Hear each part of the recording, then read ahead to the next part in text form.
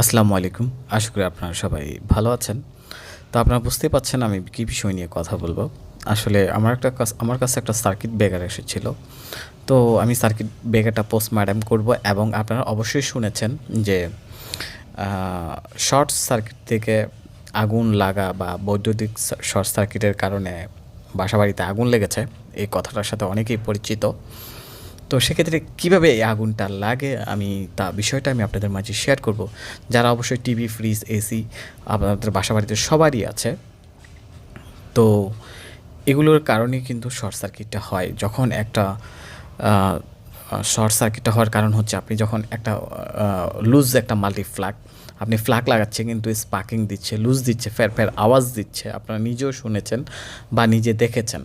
তো সেক্ষেত্রে আপনার শর্ট সার্কিটে আগুন লাগতে পারে এবং এই সার্কিট ব্রেকার দেখতে পাচ্ছেন। মূলত সার্কিট ব্রেকার থেকেই বেশি হয় আগুন লাগাটা। তো এই সার্কিট ব্রেকার হচ্ছে 3 ফেজের সার্কিট ব্রেকার। আপনারা দেখতে পাচ্ছেন একটা টার্মিনাল পুড়ে একেবারে কালো হয়ে গেছে। তো আসলে মূলত যখন ওভারলোড হয় এটা গরম হতে থাকে। গরম হতে সিগারেটের মতো হালকা করে লাল হয়ে যায়। লাল হয়ে কিন্তু একটা সময় এটা ফায়ারিং করে একেবারে আগুন জ্বলে ওঠে।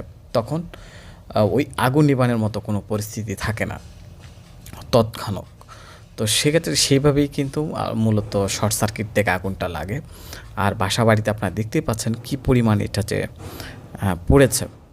তো সেজন্য যারা অতিরিক্ত গরমের কারণে যখন বাসায় যখন ওভারলোড পড়ে একটা সার্কিট ব্রেকারে, মনে করেন আপনি 10 অ্যাম্পিয়ার সার্কিট ব্রেকার নিয়েছেন কিন্তু আপনার বাসায় ব্যবহার হচ্ছে 50 অ্যাম্পিয়ার।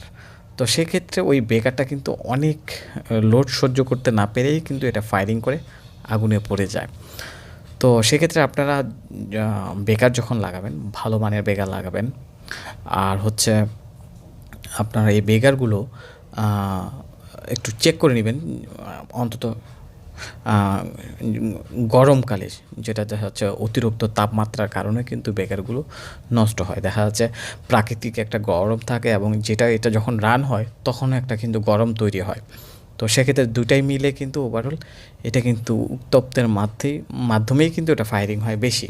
তো সেক্ষেত্রে আপনারা ভালো করে যারা ইলেকট্রিশিয়ান আছেন, যারা কাজ করেন তারা কিন্তু ভালো কিছু সাজেস্ট করবেন এবং আপনারা যারা আছেন আপনারা অবশ্যই ভালো প্রোডাক্ট লাগানোর জন্য চিন্তাভাবনা মাথার মধ্যে রাখবেন। আপনারা দেখতে পাচ্ছেন এটা হয়তো আরও কিছুদিন থাকলে হয়তো এটা ফায়ারিং হয়ে আগুন জ্বলে উঠতো। তো সেক্ষেত্রে বৈদ্যুতিক শর্ট সার্কিট থেকেই কিন্তু ম্যাক্সিমাম এইভাবেই কিন্তু আগুন লাগে। সেজন্য বলবো আপনারা সবসময় সতর্কতা থাকবেন। দেখতে পাচ্ছেন এটা যে কোন ব্র্যান্ডের 100 অ্যাম্পিয়ার গায়ে লেখা আছে।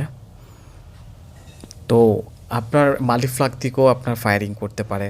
আপনার মোবাইল চার্জার বা যখন একটা ইস্ত্রি লাগান, দেখবেন যখন রান থাকে বা একটা ফ্যানের সুইচ বা ফ্যান চালাতে যান, মাল্টিপ্লাগ থেকে অনেক সময় ফ্যার, ফ্যার আওয়াজ আসে বা ধোঁয়া ওঠে।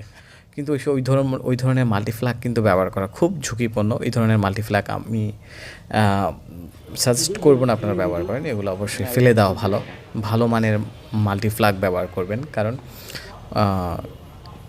এই সাধারণ খুঁটিনাটি বিষয় থেকেই কিন্তু বাসাবাড়িতে কিন্তু আগুন লেগে ওঠে।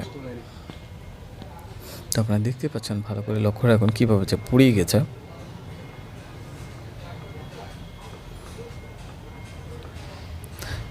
এটা হচ্ছে ফেজ।